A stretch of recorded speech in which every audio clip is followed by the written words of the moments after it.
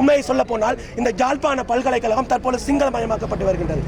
அதாவது பல்வேறு துறை சார்ந்த விரிவுரைகள் எவ்வித எதிர்ப்புமின்றி இங்கிலீஷ் மீடியமாக ஆக்கப்பட்டு பல்வேறு சிங்கள மாணவர்களை உட்புகுத்தி சிங்கள மயமாக்கலுக்கு செயற்பட்டு கொண்டிருக்கின்றார்கள்.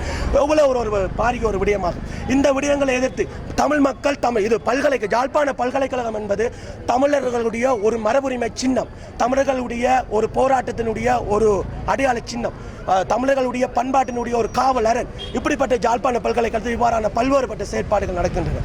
நான் ஒன்றை மட்டும் கேட்கிறேன், மாற்றம் வேண்டும் என்று கூறி ஆட்சிக்கு வந்த இந்த அரசாங்கம் மாணவர்கள் மீது காட்டுகின்ற மாற்றம் இதுதானா? மாற்றம் வேண்டும் என்று ஆட்சிக்கு வந்த இந்த அரசாங்கம், மாற்றத்தை நாங்கள் புதிய மாற்றத்தை கொண்டு வருவோம் என்று கூறிவிட்டு ஆட்சிக்கு வந்த இந்த அரசாங்கம் மாணவர்கள் மீது காட்டுகின்ற மாற்றம் இதுதான். முன்னைய அரசாங்கத்துக்கும் இந்த அரசாங்கத்துக்கும் என்ன வித்தியாசம் இருக்கின்றதை பல்கலைக்கழக மாணவர்கள் சார்ந்து நாங்கள் கேட்கின்றோம். இவ்வாறு பல்வேறுபட்ட பிரச்சனைகள் நடக்கும். இன்றைய தினம் எங்களுடைய நண்பர்கள், எங்களுடைய சகோதரர்கள் விசாரணைக்கு சென்றுகின்றார்கள். தொடர்ச்சியாக அவர்கள் மீது அரெஸ்ட் பண்ணி அவர்களை சிறையில் அடைக்கின்ற நடவடிக்கைகளில் ஈடுபட்டால் வடக்கு கிழக்கு ரீதியாக அனைத்து சிவில் அமைப்புகள் மக்களை திரட்டி கரிநாள் போராட்டம் போன்ற ஒரு பாரிய போராட்டம் ஒன்றினை நாங்கள் மேற்கொள்வோம் என்பதனை இந்த வேளையில் நாங்கள் கூறிக்கொள்கின்றோம். நன்றி.